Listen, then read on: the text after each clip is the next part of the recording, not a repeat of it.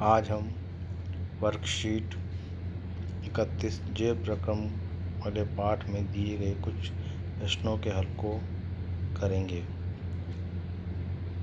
पहला क्वेश्चन आपको यहाँ दे रखा है, प्रकाश संश्लेषण जिस कोशिकांग में होता है वह है। हमने पढ़ा था प्रकाश संश्लेषण में 4 चीज़ों की आवश्यकता होती है: सूर्य का प्रकाश, पत्ती में उपस्थित क्लोरोफिल या क्लोरोप्लास्ट, कार्बन डाइऑक्साइड और जल। यहाँ पर पादप में जो कोशिकांग होता है वो क्लोरोप्लास्ट होता है। क्वेश्चन नंबर 2, पाचन प्रक्रिया में ट्रिप्सिन एंजाइम की क्या भूमिका होती है? तो पाचन एंजाइम में ट्रिप्सिन एंजाइम प्रोटीन का पाचन करता है। तीसरा, श्वसन क्रिया में एटीपी किस प्रकार बनता है? श्वसन क्रिया में जब भोजन का ऑक्सीकरण होता है तो जो ऊर्जा उत्पन्न होती है उस ऊर्जा के कारण फास्फेट अणु जब एडीपी अणु से जुड़ जाता है तो एटीपी का निर्माण हो जाता है, जिससे ऊर्जा हमारे शरीर में संग्रहित हो जाती है। चौथा, अवायवीय श्वसन होता है। यीस्ट में, जीवाणु में, मानव मांसपेशियों में, उपयुक्त सभी में। तो उपयुक्त सभी में अवायवीय श्वसन होता है। पांचवा, उत्सर्जनी तंत्र की कार्यात्मक इकाई क्या है? हमने जब उत्सर्जन तंत्र के बारे में पढ़ा था तो हमने पढ़ा था प्रकाणु रचनात्मक या क्रियात्मक इकाई होती है। क्वेश्चन नंबर 6, रक्त कणिकाएं जो चोट के स्थान पर रुधिर को रोकने में सहायक होती हैं। यहाँ 4 ऑप्शन दे रखे हैं: लाल रक्त कणिकाएं, श्वेत रक्त कणिकाएं, प्लेटलेट्स, उपयुक्त सभी। तो इसका ऑप्शन तीसरा प्लेटलेट्स आएगा। जो कभी हमें चोट लग जाती है तो वहाँ पर एक जालीनुमा संरचना बनाकर अतिरिक्त रक्त को बहने से रोकती है।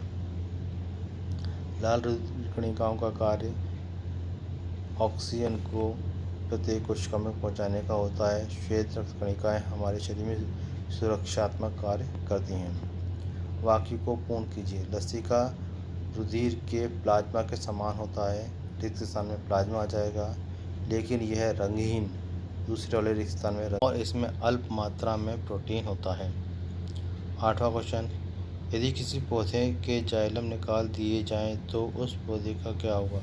अगर किसी पौधे के जाइलम निकाल दिया जाए तो वो पौधा धीरे धीरे मर जाएगा, क्योंकि उसके द्वारा जल का अवशोषण होता है और जल का अवशोषण नहीं होने पर पौधे में पानी की कमी हो जाएगी, जिससे वो धीरे धीरे मर जाएगा। क्वेश्चन नंबर 9, वह रुधिर वाहिका जो ऑक्सीजनित रुधिर को फेफड़ों से हृदय तक पहुंचाती है या लाती है, उसका नाम फुफ्फुस शिरा है। ये ध्यान रखना आप सभी लोग कि फुफ्फुस शिरा एकमात्र ऐसी शिरा है जिसमें ऑक्सीजनित रुधिर बहता है, जबकि अन्य सभी शिराओं में ऑक्सीजन रहित या कम ऑक्सीजन वाला रुधिर बहता है। एकमात्र फुफ्फुस शिरा ऐसी है जिसमें ऑक्सीजनित रुधिर बहता है। Question number 10, अभिकर्ण। रंध्र पत्ती की सतह पर पाए जाने वाले छोटे छिद्र हैं। हाँ, सही है। पत्तियों की सतह पर ही रंध्र पाए जाते हैं। कारण, गैसीय विनिमय इन्हीं रंध्रों के द्वारा होता है। हाँ, ये भी सही है। यहाँ पर ऑप्शन आपको देखा तो ए और आर दोनों सही हैं तथा आर अभिकथन की सही व्याख्या करता है, सही है। तो पहला इसका ऑप्शन ए सही इसका आंसर हो जाएगा। बी, लघु उत्तरीय प्रश्न आपको यहाँ दे। क्वेश्चन नंबर 1, एक ब्रेड का टुकड़ा चबाने के कुछ समय के पश्चात मीठा क्यों लगने लगता है? ब्रेड का टुकड़ा कार्बोहाइड्रेट होता है और चूँकि कार्बोहाइड्रेट का पाचन मुख से प्रारंभ हो जाता है, इसलिए यह कार्बोहाइड्रेट के कारण हमें मीठा महसूस होता है। क्वेश्चन नंबर 2, मानव पाचन तंत्र में सबसे बड़ी ग्रंथि कौन सी है? इसके क्या कार्य हैं? मानव पाचन तंत्र में सबसे बड़ी ग्रंथि लीवर है और यह मुख्य रूप से बाइल जूस स्रावित करती है, जिसके द्वारा भोजन को क्षारीय बनाया जाता है। इसके अतिरिक्त इसमें कुछ एंजाइम भी होते हैं। क्वेश्चन नंबर 3, प्रकाश संश्लेषण क्रिया में होने वाली 3 घटनाओं की सूची बनाइए। तो प्रकाश संश्लेषण की क्रिया में 3 घटनाएं होती हैं। पहला, प्रकाश ऊर्जा का अवशोषण होना, यानी प्रकाश ऊर्जा जो होती है वो क्लोरोफिल के माध्यम से पौधों में अवशोषित कर ली जाती है। दूसरा, जल के अणु का विघटन होना, जिसमें कार्बन डाइऑक्साइड के लिए हाइड्रोजन मिल जाती है और ऑक्सीजन प्राणवायु के रूप में पौधों के द्वारा मुक्त कर दी जाती है। और तीसरा, इस प्रकाश ऊर्जा का रासायनिक ऊर्जा में संग्रहण होना, कार्बोहाइड्रेट के लिए स्टार्च के रूप में संग्रहित हो जाता है। क्वेश्चन नंबर 4, दीर्घरोम के क्या कार्य हैं? दीर्घरोम जो होते हैं वो छोटी आंत में पाए जाते हैं और ये भोजन की अवशोषण के लिए सतह को विस्तार करते हैं, अर्थात हम ये कह सकते हैं कि ये अवशोषण की सतह को विस्तारित करते हैं या बढ़ाते हैं। क्वेश्चन 5, मर्दभित पौधों में रंध्र दिन में बंद रहते हैं। व्याख्या कीजिए, पौधों में कब और किस प्रकार कार्बन डाइऑक्साइड ग्रहण करते हैं। मरुद्भित स्थलों में पानी की कमी होती है, इसलिए पेड़ पौधों में जो रंध्र होते हैं वो दिन में बंद होते हैं ताकि पानी की अतिरिक्त हानि न हो। इसलिए ये रंध्र रात्रि के समय खुलते हैं और उसी समय इस कार्बन डाइऑक्साइड की अधिक मात्रा ग्रहण कर ली जाती है। क्वेश्चन नंबर 6, दिए गए निर्देश के अनुसार इस फ्लो चार्ट को पूरा कीजिए। आमाशय की भित्ति में उपस्थित जठर ग्रंथियाँ। आमाशय की भित्ति में उपस्थित जठर ग्रंथियों के द्वारा 3 कार्य होते हैं। पहला, की बात करें तो HCl हाइड्रोक्लोरिक स्रावित होता है, जो हमारे भोजन को अम्लीय माध्यम प्रदान करता है। साथ ही साथ उसमें उपस्थित जो अन्य रोगाणु होते हैं उनको भी नष्ट करने का कार्य करता है। बी की बात करें तो यहाँ पर ट्रिप्सिन होता है, जो प्रोटीन के पाचन में सहायक होता है।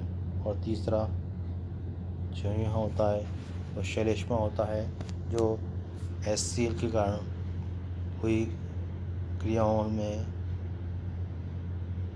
आमाशय की जो भित्ति होती है वो नुकसान ना पहुंचाए, इसलिए ये श्लेष्मा HCl से आमाशय की भित्ति को बचाता है।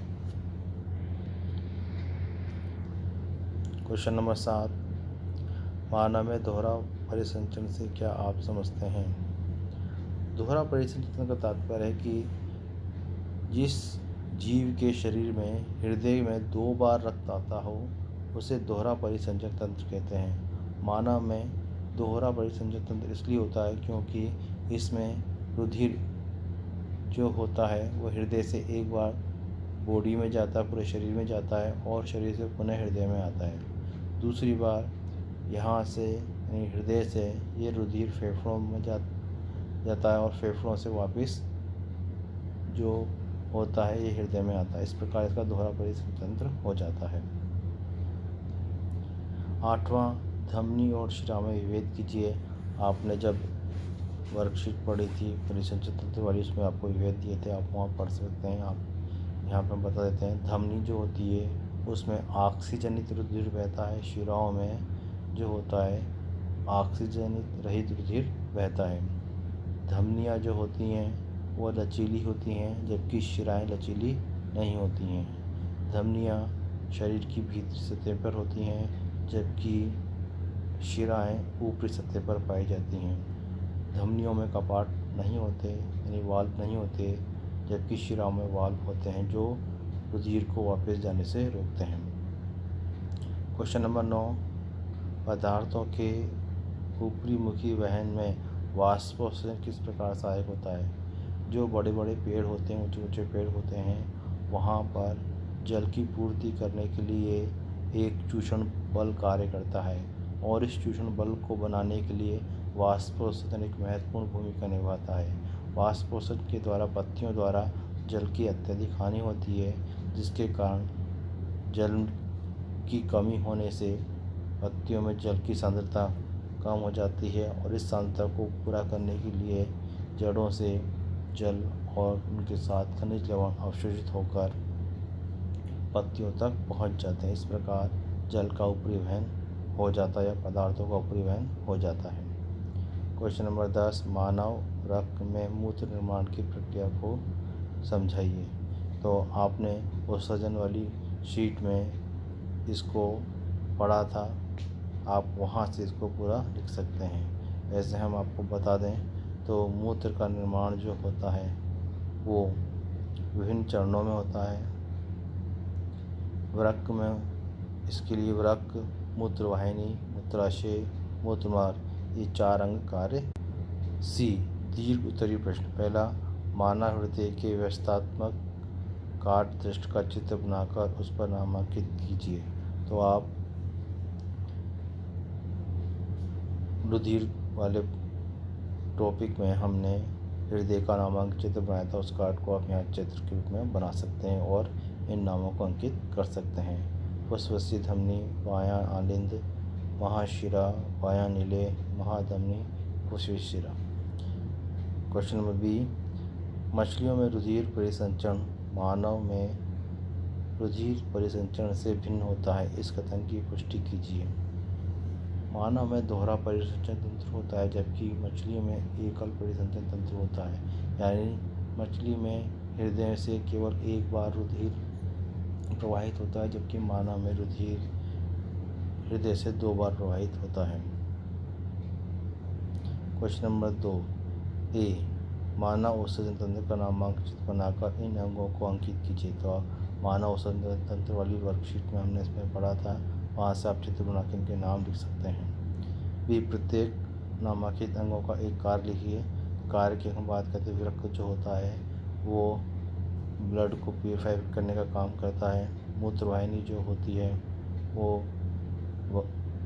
वृक्क अर्थात किडनी से अवांछित पदार्थ या वर्ज्य पदार्थों को मूत्राशय तक पहुंचाती है। मूत्राशय जो होता है वो यूरिन का एकत्रण कर, और मूत्रमार्ग जो होता है वो मूत्राशय में एकत्रित यूरिन को शरीर से बाहर निकालने का कार्य करता है। क्वेश्चन नंबर 3, जलीय जीवों और स्थलीय जीवों की सांस लेने की दरों में अंतर क्यों होता है, व्याख्या कीजिए। हमने आपको पहले ही बताया था वर्कशीट में, जलीय जीवों में जो होता है ऑक्सीजन जल में घुली हुई लेते हैं, जबकि स्थलीय जीवों में वायुमंडल में उपस्थित ऑक्सीजन आसानी से ली जाती है। जलीय जीवों में घुली हुई ऑक्सीजन लेने के कारण वहाँ पर श्वसन दर ज़्यादा होती है, जबकि स्थलीय जीवों में श्वसन दर उनकी तुलना में कम होती है। इस प्रकार हमने इस वर्कशीट का हल किया। इसमें आपको कुछ समझ में नहीं आया हो तो आप कमेंट बॉक्स में लिखकर पूछ सकते हैं।